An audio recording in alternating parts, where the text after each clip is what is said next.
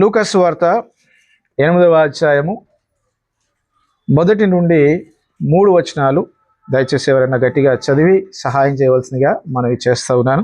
వెంటనే ఆయన దేవుని రాజ్య సువార్తను తెలుపుచు ప్రకటించుచు ప్రతి పట్టణంలోను ప్రతి గ్రామంలోను సంచారం చేయుచుండగా 12 మంది శిష్యులను అపవిత్రాత్మలు వ్యాధులను పోగొట్టబడిన కొందరు స్త్రీలను అనగా 7 దయ్యములను వదిలిపోయిన మగ్దలేన అనబడిన మరియయు, హేరోదు యొక్క గృహ నిర్వాహకులు పూజ భార్యయగు యోహానియు సుసన్యు ఆయనతో కూడా ఉండేది. వీరును ఇతరులు అనేకులను తమకు కలిగిన ఆస్తితో వారికి ఉపచారము చేయించు వచ్చింది. దేవునికి స్తోత్రం. చిన్న మాట ప్రార్థన చేసుకుందాం. పరిశుద్ధ స్తోత్రం వందనాలు తండ్రి. యొక్క ఉదయకాల శ్రమలో ప్రభా యొక్క లేఖన భాగాన్ని మా వెనుకట్లో మాకు అర్థమగులాగిన తండ్రి ప్రభా నీ యొక్క ఆత్మ నడిపింపును మాకు దయచేయండి. ఈ సమయాన్ని మాకు ఆశీర్వాదకరంగా ఉంచండి. ఈ లేఖన భాగం ద్వారా మాతో మాట్లాడమని కొద్ది ప్రార్థన ప్రభుని యేసుక్రీస్తు నామములో అడిగి వేడుకుంటున్నాం తండ్రి, ఆమేన్. మరొకసారి యేసుక్రీస్తు నామములో మీ అందరూ కూడా శుభములు వందనాలు తెలియజేస్తూ ఉంటున్నాను. మరి దేవుని ద్వారా చదువుకున్నటువంటి లేఖన భాగంలో లూకాసు వార్త 8వ అధ్యాయము 1-3 వచనాలు మనం చదువుకున్నాం. ఈ చదవమన్నటువంటి లేఖన భాగంలో మన అంశం ఏంటంటే కృప చూపించే దేవుడు. మన అంశం ఏంటంట కృప చూపించే దేవుడు. మన దేవుడు కృప చూపించే దేవుడు. ఆయన కృప నిరంతరము నిలుచును. ఆయన కృప ఎంతకాలం ఉంటుందంట? నిరంతరం ఉంటుంది. మనం కొంతకాలమే జీవిస్తాం, కానీ దేవుని కృప అనేది నిరంతరము నిలుచునని దేవుని వాక్యం సెలవిస్తూ ఉంది. ఆయన కృప చూపించే దేవుడు, ఆయన కృప గలవాడు, ఆయన దయ చూపించేటువంటి దేవుడు. నా కృప నీకు చాలునని వాగ్దానం చేసినటువంటి దేవుడు. కాబట్టి ఈ చదవమన్నటువంటి లేఖన భాగంలో కృప చూపించే దేవుడు అనే అంశాన్ని మీతో పంచుకోవడానికి ఇష్టపడతా ఉంటున్నాను. ఎందుకంటే ఈ అంశాన్ని ఇక్కడ ఉన్నటువంటి ఒక వ్యక్తిని ఇక్కడ మనం చూడబోతా ఉన్నాం. ఒక సహోదరుని ఇక్కడ మనం చూస్తూ ఉన్నాం. తన పేరు ఇక్కడ రాయబడి ఉంటుంది. తన పేరు ఏంటంటే యోహాన్నా. తెలుగులో అయితే యోహాన్నా అంటాం, ఇంగ్లీష్లో అయితే జోవానా అంటాం. జోవానా కదా. దేవుని మహాకృపను బట్టి, నడిపింపును బట్టి మన సంఘ విశ్వాసులు సత్యం అదేవిధంగా సంతోష్ యొక్క కుమార్తెకు ఆ పేరు పెట్టడం జరిగింటుంది. ఆ బిడ్డ కొరకు మనం అందరూ కూడా ప్రార్థన చేస్తూ ఉన్నాం. శ్రేష్ఠ జోవానా కదా. ఆ పేరును దేవుడు ఆ విధంగా నడిపించుంటున్నాడు, కాబట్టి పేరు కూడా ఆ విధంగా పెట్టడం జరిగి ఉంటుంది. కాబట్టి దేవుని ద్వారా ఈ యొక్క పేరు కొన్నిసార్లు మనం విని ఉండకపోవచ్చు, కానీ మనందరికీ తెలుసు యోహాను కదా. యోహాన్ అంటే అందరూ కూడా తెలుసు. యోహాన్ అంటే అది పురుషులకు పెట్టేటువంటి పేరు కదా. యోహాన్నా అంటే అది స్త్రీలకు పెట్టేటువంటి పేరు. ఆ చిన్న వ్యత్యాసాన్ని మనం గమనిస్తాం.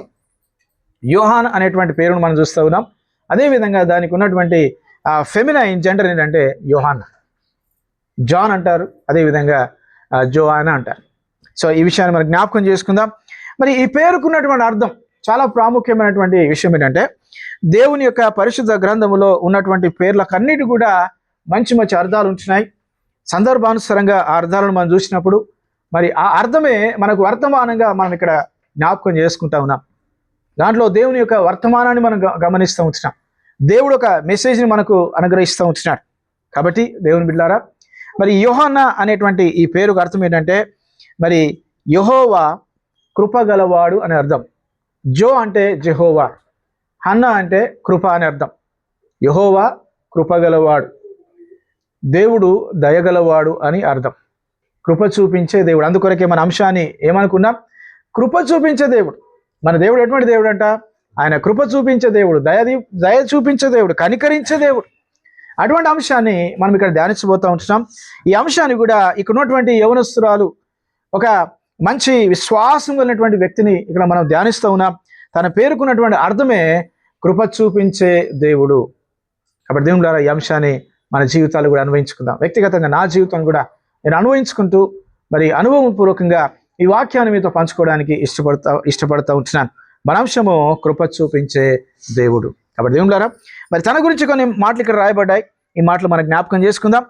లూకాసు వార్త మరొకసారి 8వ అధ్యాయము 1-3 వచనాల్లో మనం చూసినట్లయితే, వెంటనే ఆయన దేవుని రాజ్య సువార్తను తెలుపుచు ప్రకటించుచు ప్రతి పట్టణములోను ప్రతి గ్రామములోను సంచారము చేయుచుండగా 12 మంది శిష్యులను అపవిత్రాత్మలను వ్యాధులను పోగొట్టబడిన కొందరు స్త్రీలను అనగా 7 దయ్యములు వదిలిపోయిన మగ్దలేనే మరియ అనబడిన మరియయు, హెరోదు యొక్క గృహ నిర్వాహకుడు నగు కూజ భార్య యొగు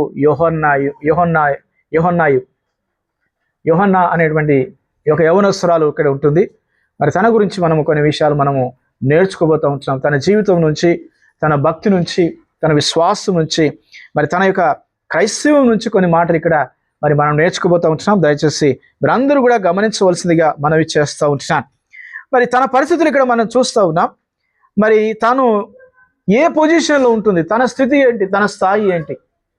ఎవరంటే తాను హేరోదు యొక్క గృహ నిర్వాహకుడు నగు. హేరోదు యొక్క గృహ నిర్వాహకుడు. మనందరికీ కూడా తెలుసు, హేరోదు అనేటువంటి ఒక వంశం ఉంటుంది, ఒక డైనాసిటీ ఉంటుంది. ఆ డైనాసిటీ నుంచి లేకుండా ఆ వంశం నుంచి మరి కొంతమంది పాలకులు అక్కడ వచ్చి ఉంటున్నారు. మరి హేరోద్ ద గ్రేట్ అని మనం చూస్తా ఉన్నాం. యేసుక్రీస్తు బాలుడుగా ఉన్నప్పుడు అనేకులను చంపించినటువంటి వ్యక్తి హేరోదు మహారాజు కదా. తర్వాత కాలంలో మరి ఇక్కడ ఇంకొక హేరోదు కూడా మనం చూస్తూ ఉంటున్నాం. మరి చాలా మంది హేరోదులు ఉంటున్నారు. హేరోదు అనేది ఒక వంశానికి సంబంధించినటువంటి ఒక మరి బిరుదుగా మనం చూస్తూ ఉన్నాం. వారికి ఇచ్చేటువంటి ఒక టైటిల్గా మనం చూస్తూ ఉన్నాం. ఫరో అనేది ఒక మరి టైటిల్, సీజరు అనేది ఒక టైటిల్, హేరోదు అనేది కూడా ఒక టైటిల్గానే ఇక్కడ మనం చూస్తూ ఉన్నాం. హేరోదు అంటే ఒక వ్యక్తి కాదు, కానీ ఒక టైటిల్గా, ఒక బిరుదుగా ఆ వంశంలో ఉన్న వారందరూ కూడా అదే పేరుతో పిలుస్తారు. సీజర్ అనేటువంటి పేరును మనం చూస్తూ ఉన్నాం, ఫరో అనేటువంటి పేర్లు మనం చూస్తూ ఉన్నాం. అదేవిధంగా హేరోదు అనేటువంటి పేరుని ఇక్కడ చూస్తూ ఉన్నాం. మరి చాలాసార్లు హేరోదు గురించి రాయబడుతూ ఉంటుంది. మరి దేవుని ద్వారా ఇక్కడ మరి అక్కడ మరి పరిపాలించేవాడు, ఆ ప్రాంతాన్ని ఏలుతున్నటువంటి అధికారి, ఆ ప్రాంతానికి మరి ప్రాతినిధ్యం వహిస్తున్నటువంటి వ్యక్తి, అధికారం హుందా ఉన్నటువంటి వ్యక్తి హేరోదు అనే వ్యక్తిని ఇక్కడ చూస్తూ ఉన్నాం. మరి ఆ హేరోదు దగ్గర మరి గృహ నిర్వాహకుడు, స్టివర్డ్గా పనిచేస్తున్నటువంటి కూజ అనేటువంటి వ్యక్తిని కూడా చూస్తూ ఉన్నాం.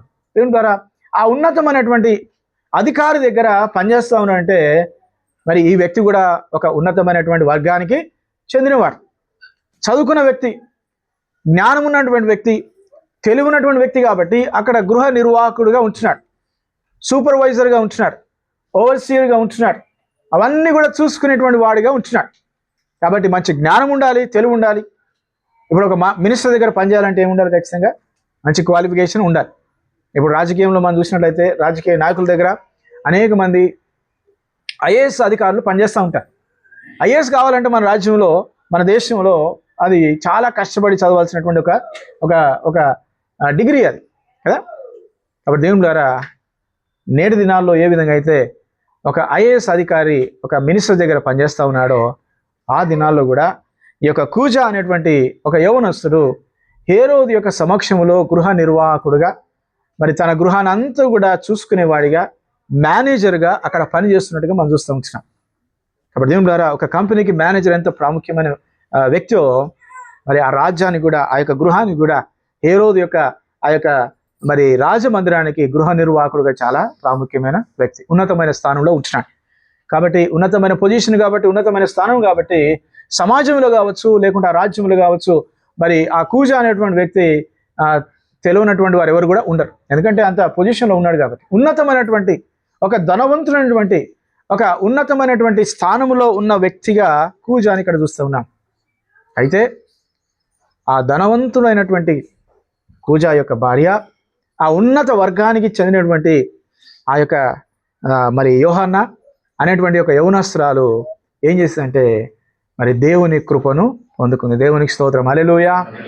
దేవుని ద్వారా తన జీవితంలో మనం గమనించినట్లయితే యోహన్నా అనేటువంటి ఒక యవనస్తురాలు ఆ ఉన్నత స్థితిలో ఉన్నప్పటికీ కూడా, ఆ ధనవంతురాలుగా ఉన్నప్పటికీ, సోషల్ స్టేటస్ను బట్టి చూసినట్లయితే ఉన్నత స్థాయిలో ఉన్నప్పటికీ కూడా మరి దేవుని కృపను అందుకున్నటువంటి వ్యక్తిగా, దేవుని కృపను అనుభవించిన వ్యక్తిగా, దేవుని కృపను పొందుకున్న వ్యక్తిగా మనం చూస్తూ ఉంటున్నాం.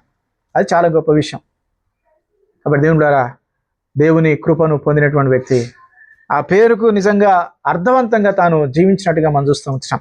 మరి ఇక్కడ ఉదయకాల సమయంలో మరి ఏ వ్యక్తి అయితే దేవుని కృపను అనుభవిస్తూ ఉన్నాడో, ఏ వ్యక్తి అయితే దేవుని కృపను పొందుకొని ఉంటున్నాడో, ఏ విశ్వాసి అయితే దేవుని కృపను అనుభవపూర్వకంగా తెలుసుకుంటా ఉన్నారో, వారు మరి దేవుని యొక్క క్రమానుసారంగా వారు జీవించాలి, దేవుని వాక్యానుసారంగా వారు జీవించాలి.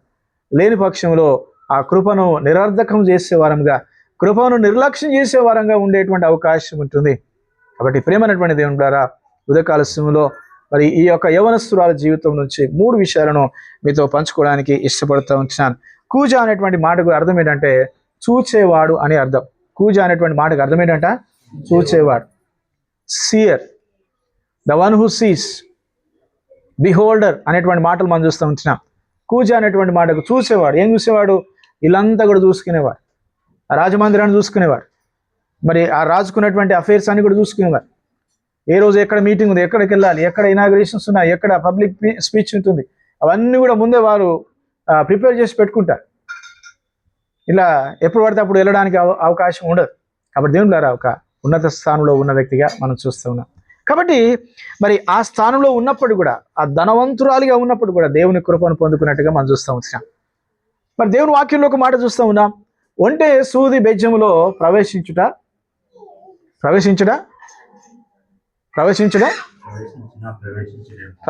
ప్రవేశిస్తారు, కానీ ధనవంతుడు దేవుని రాజ్యంలో ప్రవేశించలేడు. అది ధనవంతులకు ఉన్నటువంటి వ్యక్తిత్వాన్ని బట్టి యేసుక్రీస్తు ప్రభుల వారు సెలవిచ్చినటువంటి మాట. కానీ మనుషులకు అసాధ్యమైనది దేవునికి సాధ్యమే. అది మనుషులకు అసాధ్యం కావచ్చు, మనుషులుగా మాట్లాడినప్పుడు అటువంటిది అసంభవమే కావచ్చు, కానీ దేవునికి సమస్తము సాధ్యం. కాబట్టి అనేక మంది ధనవంతులను కూడా దేవుడు రక్షించుకున్నాడు, దేవుడు గొప్పగా వాడుకున్నాడు. ఎందుకంటే అటువంటి అటిట్యూడ్ చాలా మందికి ఉంటుంది. కాబట్టి వారు దేవుని యొక్క సువార్తను, దేవుని యొక్క కృపను నిర్లక్ష్యం చేసేవారిగా ఉంటారు, నిరర్ధకం చేసేవారిగా ఉంటారు, అవకాశాలను వారు తోసిపుచ్చేవారిగా ఉంటారు. కానీ ఎప్పుడైతే ఈ యొక్క సహోదరికి ఆ యొక్క అవకాశాన్ని దేవుడు ఇచ్చాడో దాన్ని ఖచ్చితంగా తాను వాడుకుంది, దేవునికి ఇష్టరాలుగా జీవించింది, వాక్యానుసారంగా తను జీవించింది, అనేకులకు ఆశీర్వాదకరంగా ఉన్నట్టుగా మనం చూస్తూ ఉన్నాం. మరి కాబట్టి తన జీవితం నుంచి 3 విషయాలు మీతో పంచుకోవడానికి ఇష్టపడుతూ ఉన్నాను. 3 విషయాలు. సో దేవుని ద్వారా యోహన్నా జీవితం నుంచి 3 విషయాలను మీతో పంచుకోవడానికి ఇష్టపడతా ఉన్నాను. మొదటిది ఏంటంటే మరి సమర్పణతో సేవ చేయటం. మొదటి విషయం ఏంటంట? సమర్పణతో సేవ చేయటం. యోహన్నా జీవితంలో మరి తాను ఏ విధంగా కొనసాగింది, తన ఆత్మీయ జీవితంలో ఏ విధంగా ముందుకు వెళ్ళిందంటే తాను సమర్పణతో సేవ చేసేదిగా ఉంటుంది. రెండో విషయం ఏంటంటే పట్టుదలతో వెంబడించటం. ఎవరు వెంబడిస్తూ ఉంది? యేసయ్యను వెంబడిస్తూ ఉంది. అదేవిధంగా మూడో విషయం ఏంటంటే ధైర్యముతో సాక్ష్యం ఇవ్వటం. ధైర్యముతో సాక్ష్యం ఇవ్వటం. దేవునికి స్తోత్రం, హల్లెలూయా. ఈ 3 మాటలు మనం నేర్చుకుందాం. ఈ 3 విషయాలు అందరూ కూడా మరి రాసుకునేవారు రాసుకోవచ్చు, మరి జ్ఞాపకం పెట్టుకున్న వాళ్ళు ఖచ్చితంగా జ్ఞాపకం పెట్టుకోండి. 3 విషయాలు మీరు జ్ఞాపకం చేసుకోవాల్సిందిగా మనం చేస్తా ఉన్నాం. మొదటిది సమర్పణతో సేవ చేయటం, రెండవది పట్టుదలతో వెంబడించటం, మూడవది ఏంటంటే ధైర్యముతో సాక్ష్యం ఇవ్వటం. ప్రతి క్రైస్తవ జీవితంలో, ప్రతి విశ్వాస జీవితంలో ఖచ్చితంగా పాటించవలసినటువంటి 3 విషయాలు ఇక్కడ మరొకసారి మనం నేర్చుకుందాం, మరొకసారి జ్ఞాపకం చేసుకుందాం, మరొకసారి వీటిని మరి అన్వయించుకుంటూ మనం ముందు కొనసాగుదాం. మొదటిది సమర్పణతో సేవ చేయటం. దేవునికి స్తోత్రం, హల్లెలూయా. మరి ఇక్కడ మళ్ళీ ఒకసారి వాక్య భాగాన్ని మనం చదువుదాం. లూకా సువార్త 8వ అధ్యాయం చివరి 3వ వచనాన్ని చదువుదాం. 3వ వచనం. వీరును ఇతరుల అనేకులను తమకు కలిగిన ఆశతో వారికి ఉపచారము చేయించు వచ్చిరి. దేవునికి స్తోత్రం, హల్లెలూయా. కాబట్టి దేవుని ద్వారా ఇక్కడ గమనించినట్లయితే దేవుని వాక్యంలో మనము నేర్చుకునేటువంటి మాట ఏంటంటే సమర్పణతో సేవ చేయటం. యోహన్నా అనేటువంటి యొక్క సహోదరి, యోహన్నా అనేటువంటి యొక్క యవనస్తురాలు దేవుని కృపను అనుభవించింది, దేవుని యొక్క రక్షణను పొందుకుంది, యేసుక్రీస్తులో విశ్వాసం ఉంచి ఉంటుంది, సువార్తను నమ్మి ఉంటుంది. అంత మాత్రం కాకుండా తను ఏ విధంగా జీవించింది, ఏ విధంగా తను కొనసాగిందో ఇక్కడ మనం చూస్తూ ఉన్నాం. దేవుని ద్వారా ఇక్కడ గమనించినైతే మరి వీరును ఇతరులు అనేకులను ఏం చేశారంట? తమకు కలిగిన ఆశతో వారికి ఉపచారము చేయించు వచ్చిరి. వీరును ఇతరులు అంటే అక్కడ ఎవరున్నారు? అక్కడ 2 వ్యక్తుల పేరు రాయబడ్డ, 3 వ్యక్తులు అక్కడ రాయబడి ఉంటున్నారు. మగ్దలేని మరియా మరి రాయబడి ఉంటుంది అక్కడ. అదేవిధంగా మరి యోహన్నా గురించి రాయబడి ఉంటుంది, సుసానా అనేటువంటి మరొక స్త్రీ గురించి కూడా రాయబడి ఉంటుంది. వారే కాకుండా అనేకులు కూడా అక్కడ ఉంటున్నారు, అనేక మంది స్త్రీలు ఉంటున్నారు, ఎక్కువ శాతం స్త్రీలు కూడా అక్కడ ఉన్నట్టుగా మనం చూస్తూ ఉంటున్నాం. కాబట్టి మరి వారు ఏం చేస్తూ ఉన్నారు? వారు దేవుని యొక్క కృపను పొందుకున్నారు. మగ్దలేని మరియ గురించి అక్కడ రాయబడ్డది. తన పరిస్థితి ఏంటంట? అపవిత్రాత్మలను వ్యాధులను పోగొట్టబడిన కొందరు స్త్రీలు ఎవరైతే దయ్యముల చేత బాధించబడ్డారో, వ్యాధుల చేత బాధించబడ్డారో, మరి అపవిత్ర ఆత్మల చేత బాధించబడ్డారో, ఇంకా అనేకమైనటువంటి రుగ్మతల చేత బాధించబడ్డటువంటి స్త్రీలు యేసుక్రీస్తు ద్వారా స్వస్థత పొందుకున్నారు.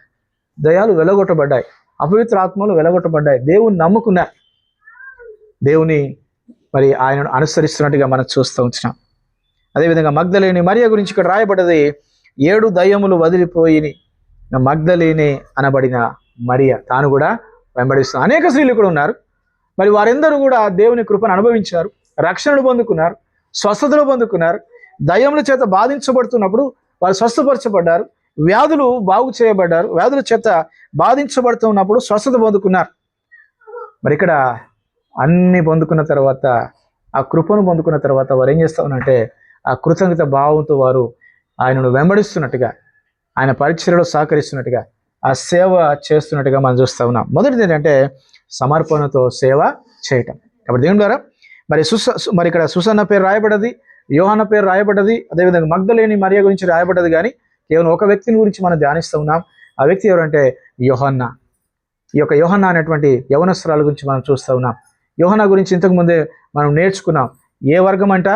ధనవంతుల వర్గం, ఉన్నతమైనటువంటి సోషల్ స్టేటస్లో ఉన్నటువంటి వ్యక్తి, తన భర్త ఉన్నతమైనటువంటి ఉద్యోగం చేసేటువంటి వ్యక్తి, మంచి రాబడి, మంచి ఉన్నతమైన స్థాయిలో ఉన్నటువంటి వ్యక్తి.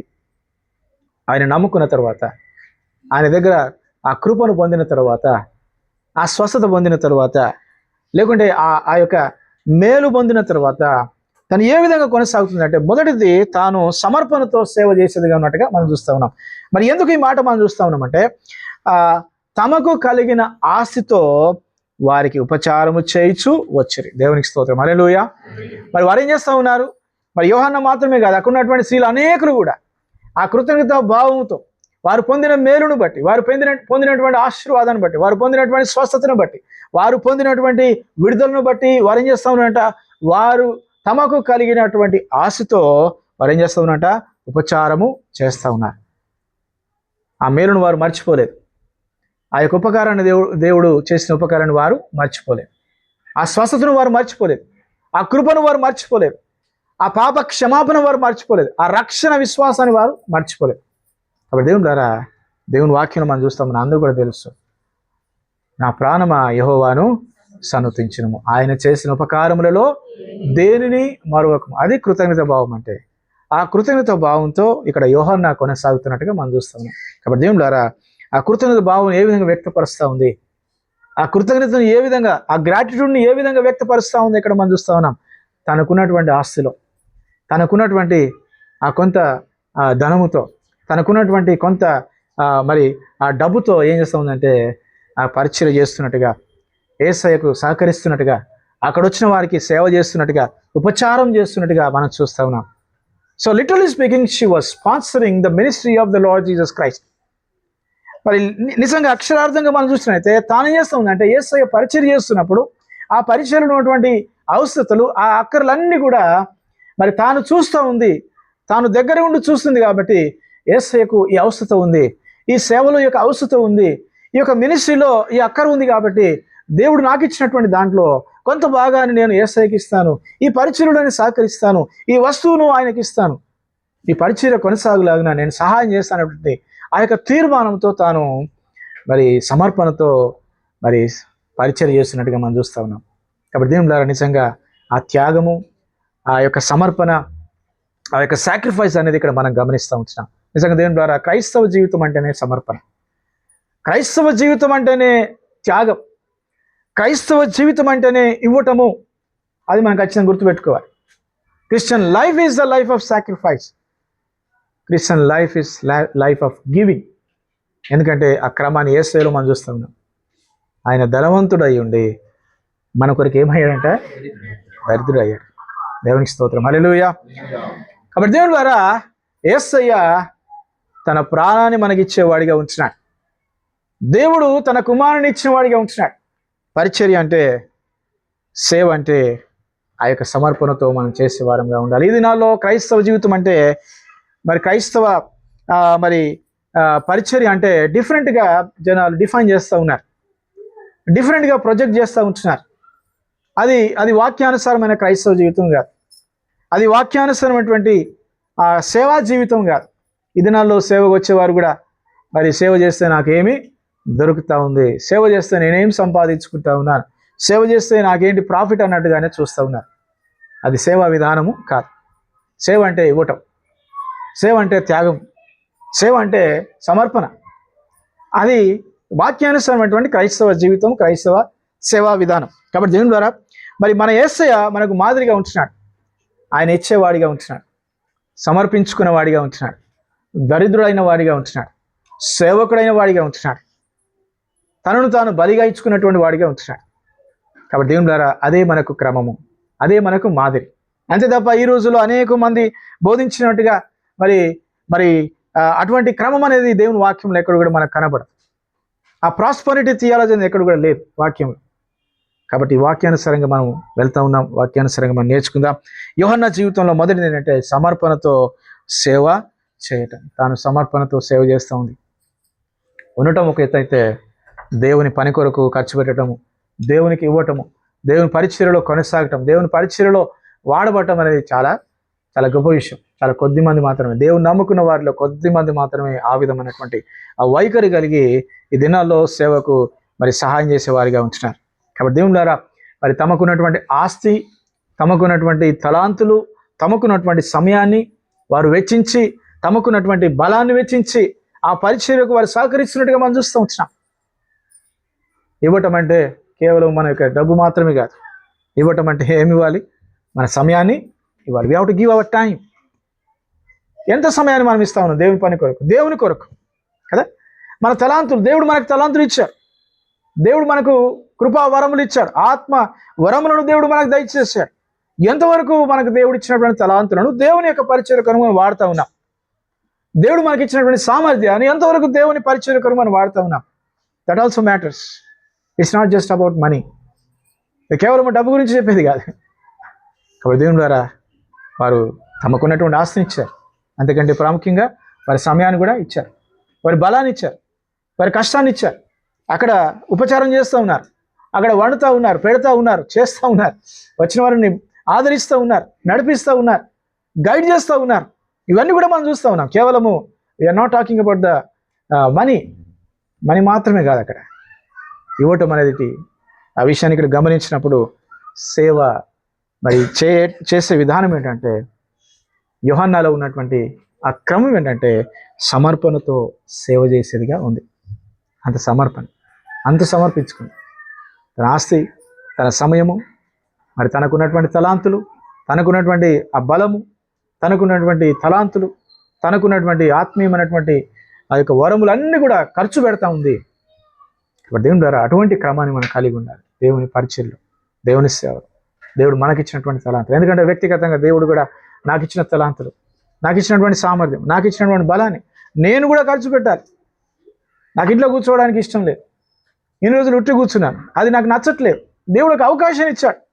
ఖచ్చితంగా దేవుడు నాకు కృప దయచేయి, నీ కృప నాకు అనుగ్రహించు తండ్రి, ఇంకా నేను వాడబడతాను, ఇంకా నేను అనేకులకు ఆశీర్వాదాన్ని కొనసాగుతాను అనేటువంటి ఒక చిన్న ప్రార్థన చేసుకున్నాను. ఖచ్చితంగా ఆ రకంగా నేను వెళ్ళడానికే నేను ముందుకు వెళ్తూ ఉంటున్నాను. కష్టమే, అది పెయిన్ఫుల్గా ఉంటుంది, అంత సహకరించేదిగా లేదు ఆరోగ్యం కూడా.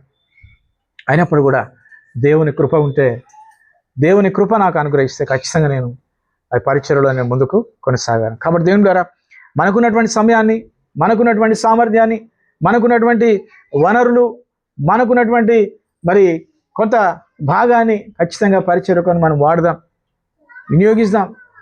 సేవలో, సంఘంలో, పరిచర్యలో ఇంకా విస్తారంగా మనం ముందుకు కొనసాగుదాం. ఎందుకంటే దేవుని వాక్యంలో మనం చూస్తూ ఉంటున్నాం, giving is better then receiving. దేవునికి స్తోత్రం, హల్లెలూయా. పుచ్చుకొనుట కంటే ఇచ్చుట, ఎవరు చెప్పారు? అది ఎవరు చెప్పారు? యేసుక్రీస్తు ప్రభువుల వారు చెప్పినటువంటి మాట. ఎందుకంటే ఆయన ఆ విధంగా జీవించాడు.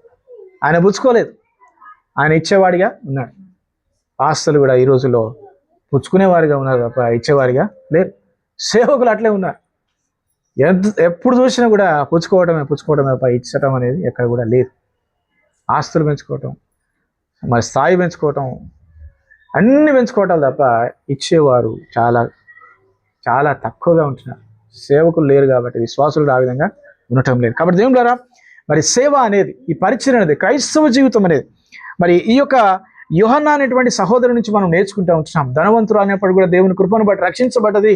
ఆ కృపను బట్టి, ఆ మేలును బట్టి పొందినటువంటి ఆ యొక్క ఆ కృపను బట్టి తాను ఏ విధంగా జీవిస్తూ ఉందో ఇక్కడ మనం చూస్తూ ఉన్నాం. తాను మరి సమర్పణతో సేవ చేసేదిగా ఉంది. ఎలా ఉందంట? సమర్పణతో సేవ చేస్తూ ఉంది. మరి మన జీవితాలు, మన కుటుంబాలు కూడా అటువంటి సమర్పణ, అటువంటి త్యాగముతో, అటువంటి మరి అటువంటి ఆలోచన విధానంతో, అటువంటి వైఖరితో మనం కూడా సేవ చేసే వారం ఉండాలి. ఏ తలాంతును దేవుడిస్తే ఆ తలాంతు ఖచ్చితంగా వాడాలి. ఖచ్చితంగా మనం వాడేవారు ఉండాలి. ప్రార్థించేవారు ఖచ్చితంగా ప్రార్థించాలి. సువార్త చెప్పేవారు సువార్త చెప్పాలి. ఊడ్చేవారు ఊడవాలి. వడ్డించేవారు వడ్డించాలి. ఎవరికి ఇచ్చిన తలాంతును వారు ఖచ్చితంగా వాడాలి. పాటలు పాడేవారు పాటలు పాడాలి. ఆర్థికంగా సహకరించేవారు ఆర్థికంగా సహకరించాలి. ఎవరికి దేవుడు ఇచ్చిన తలాంతును వారు ఖచ్చితంగా సమర్పణతో వాడాలి. కంపారిజన్ లేదు.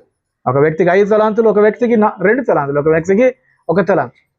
ఎవరి తలాంతును బట్టి వారు పరిచర్యలో వాడబడాలి. ఒకరితో ఒకరు పోలిక అనేది అది వ్యర్థం. అది దేవుడు నాకు ఇచ్చిన తలాంతులను ఖచ్చితంగా నమ్మకంగా వాడవలసిన వాడిని ఇచ్చినాడు. నాకు ఇచ్చినటువంటి ఆ యొక్క సామర్థ్యాన్ని వాడాలి. అంతే తప్ప ఒకరిని పోల్చుకొని నాకు అది లేదు ఇది లేదు అనేటువంటి ఆలోచనతో కాకుండా దేవుడు నాకు ఇచ్చిన దాన్ని ఖచ్చితంగా నేను నమ్మకంగా వాడినప్పుడు దేవుడు నాకు ఆశీర్వదించేవాడిగా ఉంటున్నాడు. దేవుడు నన్ను ఆశీర్వించేవాడిగా ఉంటున్నాడు. దేవుడు నన్ను హెచ్చించేవాడిగా ఉంటున్నాడు. బల నమ్మకమైన మంచి దాసుడే. దాన్ని మించినటువంటి ఆశీర్వాదం ఈ లోకం లేదు కూడా లేదు. కాబట్టి దేవుని ద్వారా వాక్యానుసారంగా మనల్ని మనం విమర్శ చేసుకుందాం. వాక్యక్రమంలో మనం వెళ్దాం. ఇవి చుట్టుపక్కల చూస్తున్నటువంటి ఈ యొక్క మరి బోధకులు కావచ్చు, పాస్తులు కావచ్చు, అనేకులు చెప్పేటువంటి మాటలు దయచేసి నమ్మకండి. వాక్యాన్ని చదవండి. వాక్యములో ఉన్నటువంటి విషయాలు మీరు గ్రహించండి. వాక్యానుసారంగా మీరు వెళ్ళవలసిందిగా మనవి చేస్తూ ఉంటున్నాం. కాబట్టి ఉన్నట్టుగా మనం ఇక్కడ చూస్తూ ఉన్నాం, నేర్చుకుంటూ ఉంటున్నాం. ఎందుకంటే మరి దేవుడు చూసేది వాక్యానుసారమైన జీవితము, వాక్యానుసారమైనటువంటి సేవా విధానం తప్ప లోక సంబంధమైనది కాదు. స్వార్థంతో చాలామంది సేవ చేస్తూ ఉన్నారు, అది కాదు. ఈర్షతో మిషతో సేవ చేసేవారు ఉన్నారు, అది కాదు. వాక్యానుసారంగా సేవ చేయడం చాలా ప్రాముఖ్యమైనది. అది కొద్దిమంది కావచ్చు, 10 మంది కావచ్చు, 5 మంది కావచ్చు, నో ప్రాబ్లం. ఆ దేవునికి ఇష్టానుసారమైనటువంటి సేవ, దేవుని చిత్తానుసారమైన సేవ, అది వాక్యానుసారమైన సేవ చేసినప్పుడు మరి దేవుడు ఒక దినాన దానికి తగినటువంటి ఫలితాన్ని మనకు ఇవ్వబోతూ ఉంటున్నాడు. మరి ఇక్కడ లోక సంబంధంగా మరి ఆ కుయుక్తితో స్వార్థముతో 1000 మందిని మనం పోగేసిన వాక్య క్రమం లేకుండా దానికి వచ్చే ఆశీర్వాదం ఏది కూడా ఉండదు. చేసే వాళ్ళకి ఆశీర్వాదం ఉండదు, అక్కడికి వెళ్ళే వాళ్ళకు కూడా ఆశీర్వాదం ఉండదు. అది మనం గుర్తించాలి, అది ఖచ్చితంగా మనం గ్రహించాలి. కాబట్టి దేవుని కృపను బట్టి మన సంఘానికి ఆ కృప దేవుడు దయచేస్తాడు. వాక్య క్రమాన్ని మనం కలిగి ఉంటున్నాం, వాక్యానుసారంగా మనం నేర్చుకుంటూ ఉంటున్నాం, కొనసాగుతూ ఉంటున్నాం. కాబట్టి ఇక్కడ యోహన్నా కూడా సమర్పణతో సేవ చేసేదిగా ఉన్నట్టుగా మనం చూస్తాం. మొదటి విషయము యోహన్నా జీవితంలో మొదటి విషయం ఏంటంట? సమర్పణతో సేవ చేయటం. మొదటి విషయం ఏంటంట? సమర్పణతో సేవ చేయడం. రెండో విషయానికి మనం చూస్తూ ఉన్నాం. రెండో విషయం ఏంటంటే పట్టుదలతో వెంబడించటం. రెండో విషయం ఏంటంట? పట్టుదలతో వెంబడించడం కదా. యేసుక్రీస్తు ప్రభువుల వారు ఒక మాట సెలవిచ్చారు, నన్ను వెంబడించువారు, ఎవరైతే నన్ను వెంబడించాలనుకుంటారు వారు ఏం చేయాలంట? ఏం చేయాలా? తనను తాను ఉపేక్షించుకొని మరి సిలువను ఎత్తుకొని నన్ను వెంబడించాలి. యేసయ్యను వెంబడించేవారు తనను తాను ఉపేక్షించుకోవాలి, తగ్గించుకోవాలి. We have to deny our selves and we have to bear the cross and we have to follow the Lord Jesus Christ. That's a biblical pattern కదా. మరి క్రైస్తవులు అనేబడేవారు ఎవరంట? క్రీస్తును వెంబడించేవారు. ఎలా వెంబడించాలి? మరి పట్టుదలతో వెంబడించాలి, రోషముతో వెంబడించాలి, పౌరుషముతో వెంబడించాలి, ఆశతో వెంబడించాలి, ఆసక్తితో వెంబడించాలి. చాలా విషయాల్లో మనకు కూడా చాలా పట్టుదల ఉంటుంది కదా. మనకు కూడా చాలా పౌరుషాలు ఉంటాయి, రోషాలు ఉంటాయి. ఎందుకంటే మనం అందరం కూడా మరి ఉపకారాలు తింటున్నాం కాబట్టి ఖచ్చితంగా మరి మనం కూడా చాలా పౌరుషాలు రోషాలు ఉంటాయి. కానీ చాలా చాలా చాలా సమయాల్లో ఈ పౌరుషాలు రోషాలు అనేవి అనవసరమైన విషయాలు ఉంటాయి, అవసరమైన విషయాల్లో ఉండవు. ఇంకొక రకం చెప్పాలంటే పనికి మాలిన విషయాల్లో పౌరుషాలు ఎక్కువ ఉంటాయి, పనికి వచ్చే విషయాల్లో పౌరుషాలు అనేవి చాలా జీరో ఉంటాయి, అసలు ఉండవు. ప్రభు పనిలో విశ్వాసం విషయంలో మనం ఖచ్చితంగా పౌరుషం కలిగిన వారమై ఉండాలి. లోక సంబంధం విషయాలు కాదు, పనికిరాని విషయాలు కాదు, అనవసరమైన విషయాల్లో పౌరుషాలు ఉంటాయి. కానీ అవసరమైన విషయాల్లో, ఆత్మీయ విషయాల్లో పౌరుషం అనేదే ఉండదు. కాబట్టి ఇక్కడ యోహన్న విషయంలో మనం చూసినట్లయితే తాను ఏ విధంగా కొనసాగుతూ ఉందంట, తాను పట్టుదలతో కొనసాగుతూ ఉందంట, పట్టుదలతో వెంబడిస్తూ ఉంది. ఇక్కడ మళ్ళీ మొదటి వచనం చదువుదాం. లూకా సువార్త 8వ అధ్యాయం మొదటి వచనాన్ని ఇక్కడ మనం చూస్తాం. వెంటనే ఆయన దేవుని రాజ్య సువార్తను తెలుపుచు, ఆ, ప్రకటించుచు, ఆ, ప్రతి పట్టణంలోను ఆ, ప్రతి గ్రామంలోను సంచారం చేయుచుండగా ఆ, 12 మంది శిష్యులను, అపరికర వ్యాధులను పోగొట్టబడిన కొందరు స్త్రీలను. చాలు దేవునికి స్తోత్రం, హల్లెలూయా. మరి ఇక్కడ చదవబడినటువంటి లేఖన భాగంలో లూకా సువార్త 8వ అధ్యాయం మొదటి వచనం చూసినైతే ఆయన దేవుని రాజ్య సువార్తను తెలుపుచు ప్రకటించుచు ప్రతి పట్టణంలోను ప్రతి గ్రామంలోనూ సంచారము చేయుచుండగా. ఎవరు సంచారం చేస్తూ ఉన్నారు? యేసుక్రీస్తు ప్రభువుల వారు సంచారం చేస్తూ ఉన్నారు. సంచారం అంటే ఒక ప్రాంతం నుంచి ఒక ప్రాంతానికి వెళ్ళటం, ట్రావెలింగ్ చేయటం, ఒక గ్రామం నుంచి ఇంకొక గ్రామం, ఒక పట్టణం నుంచి ఇంకొక పట్టణానికి. మరి యేసుక్రీస్తు పరిచయం చేసిన విధానాన్ని మనం చూసినైతే ఆ దినాల్లో ఉన్నటువంటి భౌగోళికమైనటువంటి స్వారూప్యాన్ని మనం చూసినైతే గలిలయ ప్రాంతం అని ఒకటి ఉంటుంది, సమరయ అనేటువంటి ప్రాంతం ఒకటి ఉంటుంది, యూదా అనేటువంటి ప్రాంతం ఒకటి ఉంటుంది, అదేవిధంగా మరి యోర్దానికి యువతలు కూడా పెరయ అనేటువంటి ఒక ప్రాంతం కూడా ఉంటుంది. 4 ప్రాంతాలు కూడా ఉంటున్నాయి, 4 ప్రదేశాలు. ఈ యొక్క ఇశ్రాయేలు ప్రాంతం అనేది 4 ప్రదేశాలకు విభజించబడ్డది. మరి యేసుక్రీస్తు పరిచర్య ఈ 4 ప్రదేశాలు కూడా విస్తరించబడ్డది. యూదాలో కొంతకాలం ఆయన పరిచర్య చేశాడు. మరి అదేవిధంగా గలిలయ ప్రాంతంలో ఆయన పరిచర్య చేశాడు, పెరయ అనేటువంటి ప్రాంతంలో పరిచర్య చేశాడు, సమరయ అనేటువంటి ప్రాంతంలో కూడా ఆయన పరిచర్య చేశాడు. ఈ 4 ప్రాంతాలు ఏం చేస్తూ ఉన్నాడట? తిరుగుతూ ఉన్నాడట. ఈ 4 ప్రాంతాలు సంచారము చేస్తూ ఉన్నాడు. సమరయ ప్రాంతం మనకు అందరికీ తెలుసు.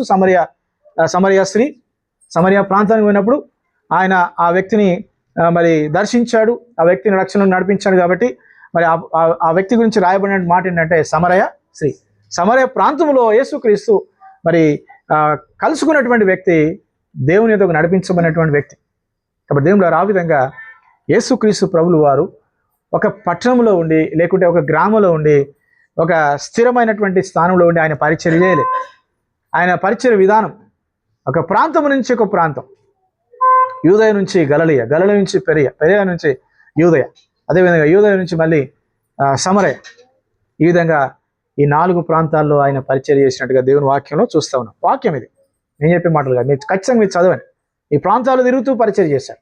ఈ 4 ప్రాంతాలు, ఈ 4 territories, it was going to place to place. కాబట్టి దేవుని ద్వారా అనేక ప్రాంతాలు ఆయన దర్శిస్తున్నప్పుడు, మరి ఆ విధంగా అనేక ప్రాంతాలకు ఆయన వెళ్తున్నప్పుడు ఆయన నమ్మినటువంటి వారు, ఆయనను వెంబడిస్తున్నటువంటి 12 మంది శిష్యులు, అదేవిధంగా అందులో ఉన్నటువంటి కొంతమంది స్త్రీలు ఆయనను వెంబడిస్తూ ఉన్నారు కదండి. ఇప్పుడు మనం చూద్దాం. యోహానా అనేటువంటి స్త్రీ కూడా యేసుక్రీస్తు ఏ పట్టణానికి వెళ్తే ఆ పట్టణానికి ఏం చేస్తూ ఉందంట? వెంబడిస్తూ ఉంది.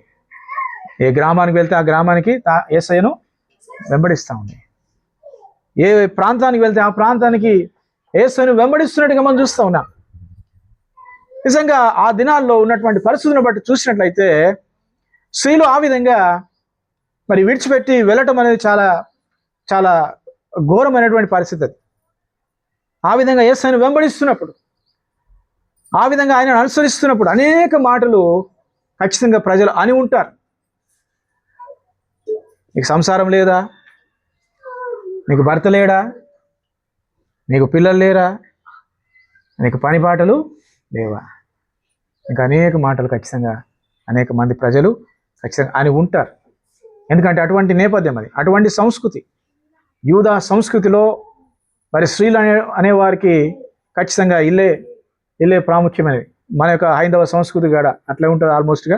కాబట్టి దేవుళ్ళారా, ఇల్లు విడిచిపెట్టి, పిల్లలు విడిచిపెట్టి సేవ అనుకుంటూ, మరి లేకుంటే యేసయ్య అనుకుంటూ మరి ఆ విధంగా వెళ్తున్నప్పుడు అనేకులు అనేక రకాలుగా మాట్లాడి ఉంటారు, విమర్శించి ఉంటారు.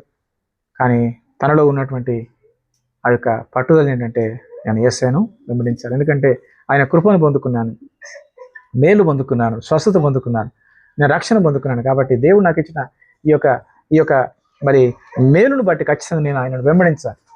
కొంతమందికి ఆయన ఈ యొక్క పరిచయలో నేను సహాయకురాలుగా ఉండాలన్నటువంటి ఒక పట్టుదల.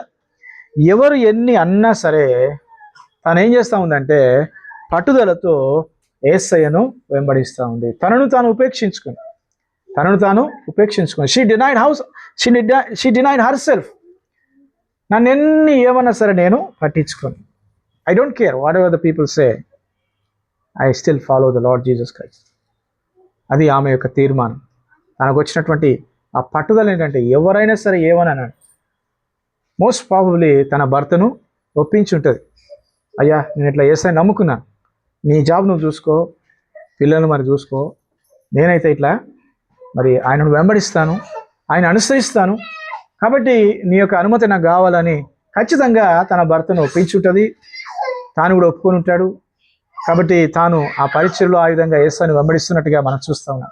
ఎందుకంటే లేకుంటే మరి ఆ విధంగా వెళ్ళినట్లయితే ఖచ్చితంగా భార్యాభర్తల మధ్య అనేకమైనటువంటి విభేదాలు వస్తాయి, మనస్పర్ధలు వస్తాయి, విడిపోయే అవకాశాలు కూడా ఉంటాయి. ఖచ్చితంగా వాక్యానుసారమైనటువంటి వ్యక్తి కాబట్టి ఖచ్చితంగా తన భర్తకు అన్నీ కూడా చెప్పుకొని ఉంటుంది, అవన్నీ కూడా ఒప్పించుకొని ఉంటుంది. అందుకొరకే తన భర్త పేరు కూడా రాయబడ్డది అక్కడ. కాబట్టి తాను వెంబడించేటువంటి ఆ యొక్క అవకాశం అనేది తను దొరికింది. ఒకవేళ భర్త ఒప్పుకోకుంటే బయటికి వచ్చే అవకాశమే లేదు. కాబట్టి దేవుని ద్వారా మరి ఇక్కడ కూడా మనం గమనించినైతే భర్తకు లోబడుతూ తను ఒప్పించుకొని తనకు దేవుడిచ్చిన భారాన్ని బట్టి, దేవుడిచ్చినటువంటి ఆ యొక్క ఆ గురిని బట్టి, లక్ష్యాన్ని బట్టి పట్టుదలతో యేసయ్యను వెంబడిస్తున్నట్టుగా మనం చూస్తున్నాం. కాబట్టి దేవుని ద్వారా ఈ విషయాన్ని మనం గమనిస్తాం. అదేవిధంగా చాలాసార్లు మన సంఘంలో కూడా మరి కొన్నిసార్లు భర్తలు రాకుంటే దయచేసి మీరు బలవంతము చేయకండి, ప్రార్థన చేద్దాం, ప్రేమతో చెప్పండి, అంతే తప్ప బలవంతం చేసి లాక్కొచ్చి కూర్చోబెడితే ఎవరు కూడా ఇక్కడ ఉండరు. ప్రార్థన చేయండి, ఏదైనా చెప్పేది ప్రేమతో చెప్పండి. దేవుని ప్రేమ మనలో కనిపించాలి, మన మాటలో కనిపించాలి. కోపాలతో తాపాలతో చెప్తే ఎవరు కూడా వినరు కదండి. తిడితే వింటారా ఎవరైనా? తిడితే వింటారా? కొడితే వింటారా? వినరు. వినేవారు ఎవరైనా ఉంటుంది, కొంచెం ప్రేమతో చెప్తే అది వింటారు. కాబట్టి దేవుడు గారు ఇక్కడ గమనించినైతే మరి యోహన్న కూడా తన భర్తను ఒప్పించుకుంది. మరి బాధ్యతలన్నీ కూడా మరి వేరే వాళ్ళకి అప్పచెప్పి ఉండవచ్చు. ఎందుకంటే ధనవంతురాలు కాబట్టి పిల్లల్ని చూసుకోవడానికి ఖచ్చితంగా పని వాళ్ళు ఉంటారు. కాబట్టి ఆ యొక్క బాధ్యతలన్నీ కూడా వారికి అప్పచెప్పి తాను వాక్యక్రమంలో తాను కొనసాగినట్టుగా మనం చూస్తూ ఉన్నాం. మరి ఇక్కడ ఇంకొక మాట మనం చూద్దాం. అదే 23వ లూకాసు వార్త 23వ అధ్యాయంలో ఒక మాట చూస్తూ ఉన్నాం.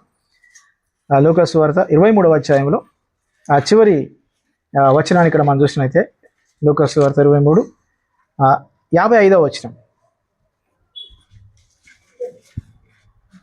23:55. అప్పుడు గలిలియా నుండి ఆయనతో కూడా వచ్చిన స్త్రీలు వెంట వెళ్ళి ఆ సమాధిని ఆయన దేహము ఎలాగుంచబడినో చూచి తిరిగి వెళ్ళి సుగంధ ద్రవ్యములను పరిమళ తైలములను సిద్ధపరిచి ఆజ్ఞ చొప్పున విశ్రాంతి దినము తీరికగా ఉండేది. దేవునికి స్తోత్రం, హల్లెలూయా. ఆ దేవుని ద్వారా కొంతమంది స్త్రీలు ఎక్కడ ఉన్నారంట? ఆ సమాధి దగ్గర ఉన్నారంట. ఈ స్త్రీలు ఎక్కడి నుంచి వచ్చారంట? ఏ ప్రాంతం నుంచి వచ్చారంట? చాలా ప్రాముఖ్యమైన మాట. ఏ ప్రాంతం అంట? గలిలియా ప్రాంతం. మరి యోహన్న కూడా గలిలియా ప్రాంతానికి చెందినటువంటి యవనస్తురాలు. ఈ గలిలియా ప్రాంతం నుంచి ఏ ప్రాంతానికి వచ్చింది? యెరూషలేము ప్రాంతం, యెరూషలేము పట్టణానికి వచ్చింది. ఎందుకంటే సమాధి అనేది యెరూషలేము దగ్గరగానే చేయబడ్డది కదా. యూదయ ప్రాంతానికి వచ్చింది. అందుకొరకే నేను చెప్తా ఉన్నాను, మరి యోహన్నలో ఉన్నటువంటి రెండవ లక్షణం ఏంటంటే పట్టుదలతో వెంబడించడం. యేసుక్రీస్తు ప్రభువుల వారు కలువరి శిలువలో వేలాడుతున్నప్పుడు ఆ బాధ అంతా కూడా అనుభవిస్తూ ఉన్నప్పుడు పురుషులందరూ కూడా ఏం చేశారు? అందరూ కూడా పారిపోయారు. శిష్యులందరూ కూడా పారిపోయారు, యోహాన్ తప్ప కదా. అక్కడ మేలు పొందిన వారు లేరు, ఎవరు లేరు. కానీ కొందరు స్త్రీలు అక్కడ ఉన్నట్టుగా మనం చూస్తూ ఉన్నాం. ఈ స్త్రీలందరిలో కూడా ఈ యోహన్న అనేటువంటి స్త్రీ ఖచ్చితంగా ఉంటుంది. ఎందుకంటే గలిలియా నుంచి వచ్చినటువంటి స్త్రీలలో యోహన్న ఖచ్చితంగా ఒకటి అక్కడ ఉన్నట్టుగా మనం చూస్తాం. ఎందుకంటే యోహన్న గలిలియా ప్రాంతానికి చెందినటువంటి వ్యక్తి. గలిలియా నుంచి యూదాయికి రావడం చాలా చాలా కష్టం. అది చాలా దూర ప్రాంతం, దగ్గర ప్రాంతం కాదు. దేవుని ద్వారా ఇక్కడ చెప్పే మాట ఏంటంటే యోహన్నలో ఉండే రెండవ లక్షణం ఏంటంటే పట్టుదలతో వెంబడించడము.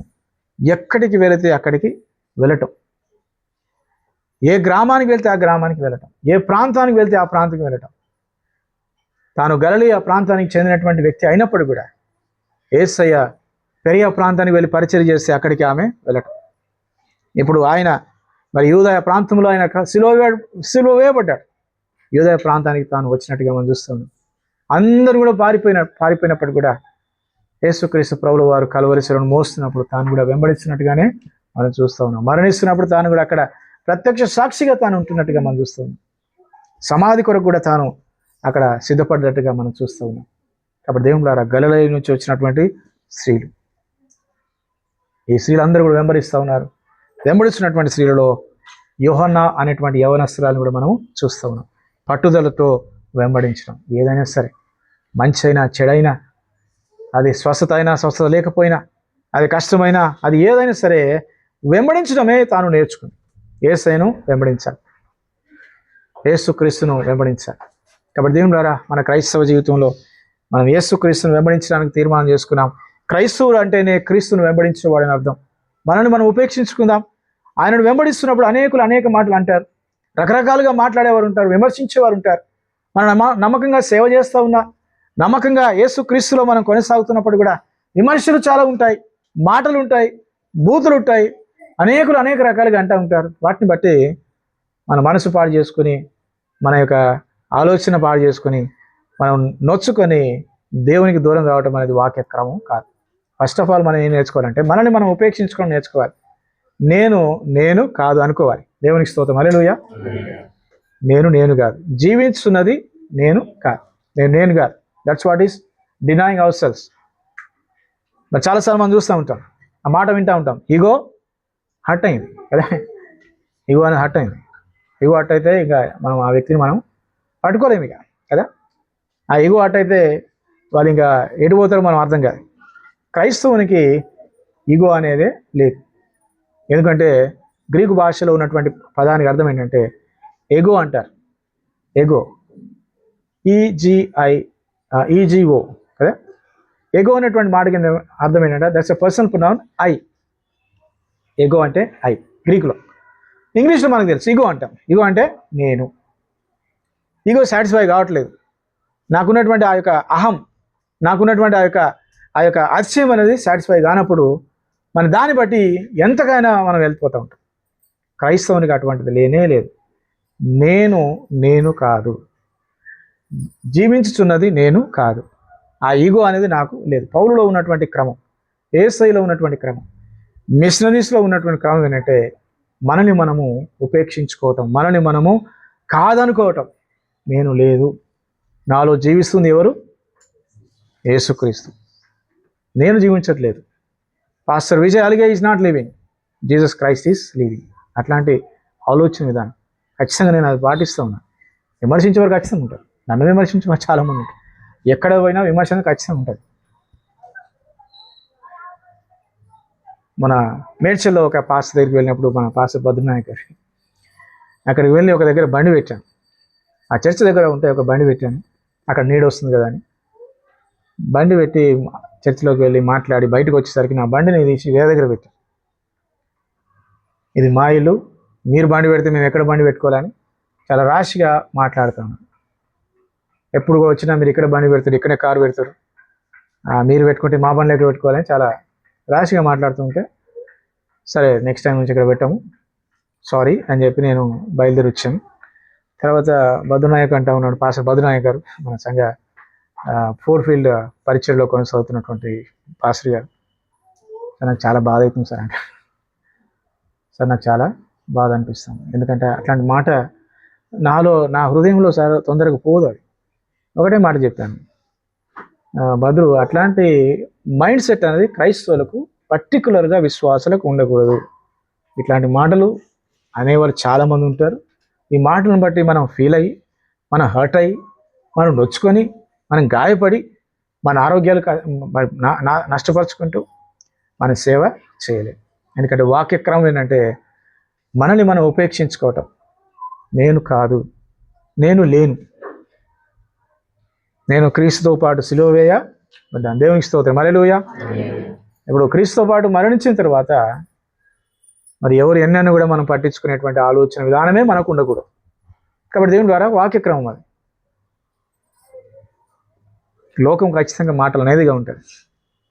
యేసయ్యను అనేకులు మాటలు అన్నారు. ఏమన్నారు? దయ్యం పట్టింది అన్నారు కదా, దయ్యం పట్టింది అన్నారు. ఆయన అన్ని అద్భుతమైనటువంటి కార్యాలు చేస్తే ఈ వ్యక్తి దయ్యం బట్టి ఈ విధంగా మాట్లాడుతూ ఉన్నాడు, దయ్యం బట్టి ఈ విధంగా ఇటువంటి పనులు చేస్తూ ఉన్నాడని భయంకరంగా విమర్శించారు. దేవుని బిడ్డలారా, అట్లాంటి మాటలు ఆయన పడ్డప్పుడు కదా, మనుష్య కుమారుడు దేవుడైనటువంటి వ్యక్తి ఆ విధంగా మాటలు పడ్డప్పుడు మన విషయంలో మాటలు అనేవి చాలా చాలా అరుదే. అవి పెద్దగా పట్టించుకోవాల్సిన అవసరం లేదు. మాట అంటే పడను అనేటువంటి సిద్ధాంతము క్రైస్తవ జీవితంలో లేదు. మీరు ఎవరైనా సరే, ఇట్స్ వెరీ ప్లెయిన్. అట్లాంటిది క్రైస్తవ జీవితమే కాదు అనే వాళ్ళు అంటూనే ఉంటారు. దేవునికి అప్పచెప్పుకోవటం, మన పనులు మనం చేయటం, మన ధర్మం మనం చేయటం, మన పరిచర్య మనం చేయటం, అది మనం ఖచ్చితంగా నేర్చుకోవాలి. ఇప్పుడు పరిచర్యలో చాలామంది అట్లా అంటూ ఉంటారు. ఎందుకంటే గతంలో అక్కడ మేడ్చలో జరిగినటువంటి పరిస్థితులను బట్టి అక్కడ బెదిరించినటువంటి సందర్భాలు ఉన్నాయి, పాస్టర్ గారిని కొట్టినటువంటి సందర్భాలు కూడా మనం చూస్తూ ఉన్నాం. మరి ఆ కుటుంబం చాలా వ్యతిరేకించే కుటుంబం కాబట్టి చిన్న అవకాశం వచ్చినా ఖచ్చితంగా మాటలు అనేవారుగానే ఉంటారు. కాబట్టి దేవుని ద్వారా నెక్స్ట్ టైం అక్కడ పెట్టకుండా వేరే దగ్గర పెట్టుకొని మనం వెళ్ళిపోతాం. మన పనులు మనం చేస్తూ ఉన్నాం, మన పరిచయం మనం చేస్తాం, ఈజీగా తీసుకోవడం మనం నేర్చుకోవాలి. కాబట్టి దేవుని ద్వారా యోహన్నా జీవితంలో కూడా ఎన్ని మాటలు అన్నా తనలో ఉన్నటువంటి లక్ష్యం ఏంటంటే పట్టుదలతో యేసయ్యను వెంబడించడం. పరిచర్యలో అంతా కూడా వెంబడిస్తూ ఉంది, శిలువ వేయబడుతున్నప్పుడు వెంబడిస్తూ ఉంది, సమాధి చేయబడ్డప్పుడు కూడా వెంబడిస్తున్నట్టుగా మనం చూస్తూ ఉన్నాం. ఆయన సమాధి నుంచి లేచిన తర్వాత కూడా వెంబడించినట్టుగా మనం చూస్తూ ఉన్నాం. 10వ వచనానికి మనం చదువుదాం. అదే 24వ అధ్యాయం, లూకా సువార్త 24వ అధ్యాయం 10వ వచనం. ఈ సంగతులు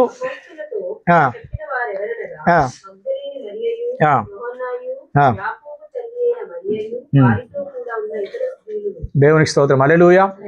మరి యేసుక్రీస్తు ప్రభుల వారు మరి ఆ యొక్క పునరుత్థానుడై సమాధి గెలిచి మరణాన్ని ఓడించి లేచినటువంటి ఆ మొట్టమొదటి ఆ గడియ, ఆ మొట్టమొదటి ఆ దర్శనము, ఆ మొట్టమొదటి భాగ్యాన్ని దేవుడు స్త్రీలకు దయచేస్తాడు, స్త్రీలకే అనుగ్రహించాడు. నిజంగా అది గొప్ప ధన్యత కదా. పునరుత్థానుడైనటువంటి యేసయ్య ఎవరికి దర్శనమిచ్చాడంట? అక్కడ ఉన్నటువంటి స్త్రీలకే దర్శనమిచ్చాడు. అపోస్తులు ఉన్నారు చాలామంది, కానీ వారికి దర్శనాన్ని దేవుడు ఇవ్వలేదు, కానీ స్త్రీలకు ఇచ్చినట్టుగా మనం చూస్తా ఉన్నాం. ఆ స్త్రీలలో మొట్టమొదటిసారిగా పునరుత్థానుడైనటువంటి యేసయ్యను చూసినటువంటి మొట్టమొదటి స్త్రీలలో ఎవరున్నారంట? యోహన్నా అనేటువంటి సహోదరి కూడా ఉన్నట్టుగా మనం చూస్తాం. దేవునికి స్తోత్రం, హల్లెలూయా. 10వ వచనం మనం చూసినైతే, ఈ సంగతులు అపోస్తులతో చెప్పిన వారు ఎవరనగా మగ్దలేని మరియయు, యోహన్నాయు, యాకోబు తల్లి అయిన మరియయు అను వారితో కూడా ఉన్న స్త్రీలను. దేవునికి స్తోత్రం, హల్లెలూయా. యేసయ్య లేచిన తర్వాత మొట్టమొదటిసారిగా చూసింది ఎవరయ్యా అంటే స్త్రీలు. ఆ స్త్రీలలో ఎవరున్నారు? యోహన్నా అనేటువంటి ఈ యొక్క దైవజనురాలు, ఈ యొక్క సేవకురాలు. ఆ పేరు అంతగా మనకు పరిచయం ఉండకపోవచ్చు, అంతగా మనకు తెలిసి ఉండకపోవచ్చు, కానీ దేవుని వాక్యం మనం చూసినైతే ఒక అనామకురాలు అయినప్పుడు కూడా తన జీవితం నుంచి ఖచ్చితంగా కొన్ని విషయాలు దేవుడు మనకు బయలుపరుస్తూ ఉన్నాడు. మరి 3వ మాట, మరి యోహన్నా జీవితం నుంచి నేర్చుకునేటువంటి 3వ మాట ఏంటంటే ధైర్యంతో సాక్ష్యము ఇవ్వటం. ధైర్యంతో సాక్ష్యం ఇవ్వటం. దేవునికి స్తోత్రం, హల్లెలూయా. ధైర్యంతో సాక్ష్యం ఇవ్వటం. క్రైస్తవ జీవితం అంటే సాక్ష్యం ఇవ్వటం. మనం కన్న వాటిని, విన్న వాటిని చెప్పటం, అనుభవించిన వాటిని చెప్పటం, మనం పొందినటువంటి వాటిని చెప్పటం, మనం నేర్చుకున్న వాటిని చెప్పటం, దేవుని ప్రేమను ప్రకటించడమే సాక్ష్యము ఇవ్వటం. కాబట్టి దేవుని ద్వారా దేవుడు మన జీవితంలో చేసిన మేళ్ళు, దేవుడు మన జీవితంలో చేసినటువంటి కార్యములు, దేవుడు మనకిచ్చినటువంటి ఈవులను బట్టి ఖచ్చితంగా సంఘములో ఏ విధంగా సాక్ష్యం చెప్తా ఉన్నామో సమాజంలో కూడా మన బంధువులకు, మన స్నేహితులకు, మన కుటుంబ సభ్యులకు, రక్షణ లేని వారికి ఖచ్చితంగా మన సాక్ష్యాన్ని చెప్పేవారంగా ఉండాలి. ఏ విధంగా చెప్పాలంట? ధైర్యంగా సాక్షి చెప్పాలి. భయపడవలసిన అవసరము లేదు. అయ్యో తిడతారేమో, కొడతారేమో, అంటారేమో అనేటువంటి ఫీలింగ్ మనకు అవసరం లేదు. వింటారు ఖచ్చితంగా సాక్షి మనం చెప్పేవారంగా ఉండాలి. మరి ఇక్కడ మరి పట్టుదలతో వెంబడించినటువంటి యోహన్నా మరి ఆ యొక్క అద్భుతమైనటువంటి ఘట్టాన్ని తాను చూసిన తర్వాత అక్కడ ఉన్నటువంటి స్త్రీలు అందరూ కూడా ఆ సాక్ష్యాన్ని ఎవరితో చెప్తా ఉన్నారంట? అపోస్తులతో చెప్తా ఉన్నారు. యేసయ్య మరణించి లేచాడు, యేసయ్య పునరుత్థానుడై లేచాడు, ఆ లేచినటువంటి యేసయ్యను మేము చూసాము అనేటువంటి సాక్ష్యాన్ని వారు ధైర్యంగా, ఆ భయం అంతా పోయింది, కలవరం అంతా పోయింది, ధైర్యంగా వారు అపోస్తులతోనే చెప్తున్నట్టుగా మనం చూస్తూ ఉన్నాం. దీని ద్వారా ఈ యొక్క సంఘటన అక్కడ రాయబడ్డట్టుగా మనం గమనిస్తూ ఉన్నాం. 3వ మాట ఏంటంటే ధైర్యంతో సాక్ష్యం ఇవ్వటం. ధైర్యంతో సాక్ష్యము ఇవ్వటం. తాను ఆ సందర్భంలో కాదు, ఎంతకాలం బ్రతికిందో ఇక్కడైతే రాయబడలేదు. కానీ యోహన్నా ఎంతకాలం బ్రతికితే అంతకాలం ఏం చేస్తూ ఉందంట, యేసుక్రీస్తు గురించి సాక్ష్యం ఇచ్చే బిడ్డగా ఉంది. అపోస్తలుకే సాక్ష్యం ఇచ్చినప్పుడు తాను గలిలయ ప్రాంతానికి తిరిగి వెళ్ళి ఉండవచ్చు. గలిలయ ప్రాంతంలో తన యొక్క గృహంలో ఈ 3.5 సంవత్సరాల పరిచర్య తర్వాత ఎంతకాలం అయితే యేసయ్యను వెంబడించిందో రాయబడలేదు. కొంతకాలం అయితే ఖచ్చితంగా వెంబడించింది. ఆయన మృతిని గెలిచి సమాధిని ఓడించి పునరుత్థానుడై తిరిగి పరలోకానికి వెళ్ళిన తర్వాత తన బాధ్యతగా తన ప్రాంతానికి వెళ్ళి, గలిలయ ప్రాంతానికి వెళ్ళి తన కుటుంబాన్ని చూసుకుంటూ అక్కడే ఉంటూ ఆ ప్రాంతంలో లేకుంటే ఆ యొక్క రాజభవనంలో ఆ సేవకులకు, సైనికులకు, అధికారులకు, ఆ ఉన్నత స్థానంలో ఉన్నటువంటి వర్గానికి ఎక్కడ ఉంటే అక్కడ యోహన్నా ఏం చేస్తూ ఉందంట, యోహన్నా సాక్ష్యం ఇచ్చేదిగా ఉన్నట్టుగా మనం చూస్తూ ఉన్నాం. కాబట్టి ప్రియమైనటువంటి ద్వారా దేవుడు మనల్ని ఎక్కడ ఉంచితే అక్కడ మనం సాక్ష్యం ఇచ్చేవారం ఉండాలి. మన రక్షణ సాక్ష్యం అది చాలా ప్రాముఖ్యమైన. దేవుడు అటువంటి సాక్ష్యాన్ని వాడుకోవడానికే ఇష్టపడతా ఉంటున్నాడు. మనము కాముగా ఉండడానికి వీలు లేదు, నోరు మూసుకొని ఉండడానికి వీలు లేదు. ఖచ్చితంగా మన సాక్ష్యాన్ని మనం పంచుకోవాలి. ఖచ్చితంగా మనం సాక్ష్యాన్ని మనం వ్యక్తం చేసే వారం ఉండాలి. క్రైస్తవులుగా మనం కొనసాగాలి. మన సాక్ష్యం అనేది చాలా ప్రాముఖ్యమైనది. ఈ సాక్ష్యం అనేది లేకుంటే మనం ఎంత మంచి చేసినా, మన ఆస్తి అంతా కూడా ఇచ్చినా, ఎంత త్యాగాలు చేసినా, ఎన్ని చేసినా కూడా అవన్నీ కూడా వ్యర్థమే. కాబట్టి దీని ద్వారా సాక్ష్యం చాలా ప్రాముఖ్యమైనది. సాక్ష్యం అంటే మన మాట, మన నడవడి, మన ప్రవర్తన, మన యొక్క జీవన విధానమే సాక్ష్యం. క్రైస్తవులుగా ఏ విధంగా జీవిస్తూ ఉన్నామో అదే సాక్ష్యం. కొన్నిసార్లు మనం మాట్లాడే అవకాశం కూడా ఉండకపోవచ్చు, కానీ మనం జీవించే విధానం అనేది ప్రజలను ప్రభావితం చేసేదిగా ఉంటుంది. ఖచ్చితంగా ఆ విషయాన్ని నేను గమనిస్తాను. మనం ప్రత్యేకంగా నోరు తెరిచి చెప్పాల్సిన అవసరం కూడా లేదు.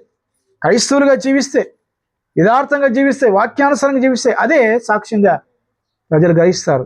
వీరు చాలా ప్రత్యేకమైన వారు, వీరి యొక్క జీవితం చాలా విభిన్నంగా ఉంది, చాలా డిఫరెంట్గా ఉన్నారు వీళ్ళు అనేటువంటి ఒక ఆలోచన అన్యులకు వచ్చే అవకాశం ఉంటుంది. కాబట్టి దేవులారా ఆ విధంగా మనం జీవిస్తాం. యోహన్నా ఆ విధంగా జీవించింది. తన జీవిత కాలం అంతా కూడా సాక్ష్యం ఇస్తూనే జీవించింది. పట్టుదలతో వెంబడించింది, ధైర్యంగా సాక్ష్యం ఇస్తూనే. ఎందుకంటే హేరోదు అనేటువంటి వంశం అనేది యేసుక్రీస్తును అంతగా ఇష్టపడినటువంటి ఆ వంశము. ఎందుకంటే అక్కడ ఉన్నటువంటి పరిస్థితులు అట్లాంటివి. Politics are always politics. రాజకీయాలు ఎప్పుడు కూడా రాజకీయాలే, ఏ తరమైనా, ఏ జనరేషన్ అయినా.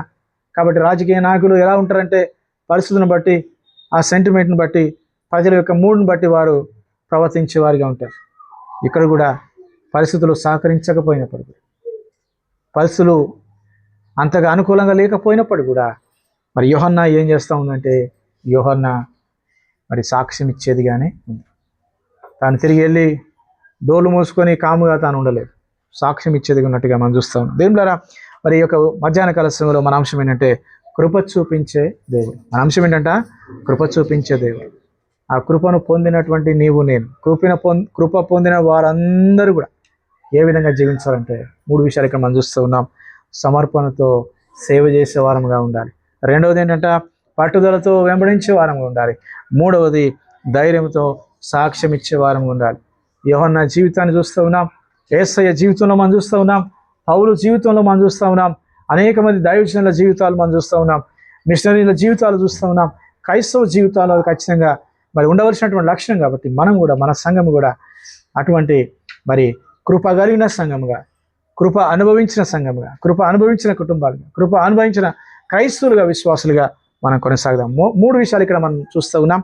మొదటిది సమర్పణతో సేవ చేయటం. రెండోది ఏంటంటే పట్టుదలతో వెంబడించడం. మూడోది ఏంటంటే ధైర్యంతో సాక్ష్యము ఇవ్వటం. ఎక్కడ ఉంటే అక్కడ సాక్ష్యం ఇచ్చేవారు ఉండాలి. Every time we're not suppose to speak, but we're suppose to live. మనం జీవించడమే సాక్ష్యం, మనమే సాక్ష్యం, మన ప్రవర్తనే సాక్ష్యం, మన నడవడే సాక్ష్యం. కాబట్టి దేవులారా కొన్నిసార్లు మనకు అవకాశం ఉండకపోవచ్చు, చెప్పే అవకాశం ఉండదు, మాట్లాడే అవకాశం ఉండదు, రెస్ట్రిక్షన్స్ ఉంటాయి, డ్యూటీ రిక్వైర్మెంట్స్ ఉంటాయి. We cannot be religious, but when we live as Christians, a true Christians, a scriptural Christian, definitely that itself it's a test money. That is self is a witnessing. అది మనం అలవాటు చేసుకోవాలి. అటువంటి సాక్ష్యం ఇచ్చే క్రైస్తవులుగా మనం ఉందాం. దేవుడి కొద్ది మాటలు దీవించి ఆశ్రయించడం కాక. దయచేసి అందరూ కూడా తల వంచి కళ్ళు మూసుకుందాం. చెప్పబడినటువంటి యొక్క మాటలు నెమరు వేసుకుందాం. యోహన్నా జీవితం ద్వారా దేవుడు నాతో మనతో మాట్లాడుతూ ఉన్నాడు. దేవుడు తనను ఏ విధంగా రక్షించుకున్నాడో, ఏ విధంగా పరిచర్యలో దేవుడు వాడుకున్నాడో వాక్య భాగం ద్వారా మనం నేర్చుకున్నాం. యోహన్నా అంటే కృప పొందినది అని అర్థం. ఆ పొందినటువంటి కృపను బట్టి తాను ఏ విధంగా జీవించింది, తాను సమర్పణతో సేవ చేసింది, పట్టుదలతో వెంబడించింది, ధైర్యంతో సాక్ష్యం ఇచ్చినటువంటి బిడ్డగా ఉంటుంది. కాబట్టి నీ జీవితంలో, నా జీవితంలో కూడా అటువంటి క్రమాన్ని కలిగి ఉందాం. అటువంటి క్రైస్తవ జీవితాన్ని మనం జీవిద్దాం. అనేకులకు రక్షణార్థంగా మనం వాడబడదాం. పరిశుద్ధుల స్తోత్రమందున తండ్రి, అయా యొక్క మధ్యాహ్న కాల సమయంలో మాకు ఇచ్చినటువంటి లేఖన భాగాన్ని బట్టి నీకు వందనాలు. ఇదిగో తండ్రి, యోహన్నా జీవితం ద్వారా అయా మీరు మాతో మాట్లాడి ఉన్నారు. అయా మమ్మల్ని ప్రభా ఇంకనూ తండ్రి దర్శించండి, ప్రేరేపించండి, ఆయత్తపరచండి ప్రభా. మేము కూడా తండ్రి అటువంటి మాదిరికరమైన జీవితాన్ని జీవించే కృప దయచేయండి. అయా కృపను మాకు అనుగ్రహించాలి తండ్రి. కృప పొంది ఉంచున్నాం అయా. యొక్క శాశ్వతమైన కృపను ఆయన మేము అనుభవిస్తూ ఉన్నాం.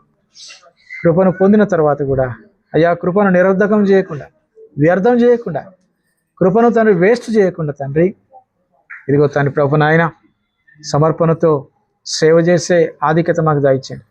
పట్టుదలతో వెంబడించే ఆధిక్యత మాకు దయచేయండి. ధైర్యంతో సాక్ష్యం ఇచ్చే కృప అనుగ్రహించండి. ఆ సంఘాన్ని దర్శించండి, నీ వాక్యముతో ప్రభు బలపరచమని. ఇదిగో నాయన మరొకసారి మా సంఘంలో ప్రతి బిడ్డను ప్రభు పేరు పేరున దీవించి ఆశ్రయించమని కొద్ది ప్రార్థన ప్రభు యేసుక్రీస్తు నామములో అడిగి వేడుకుంటున్నాం తండ్రి. ఆమేన్.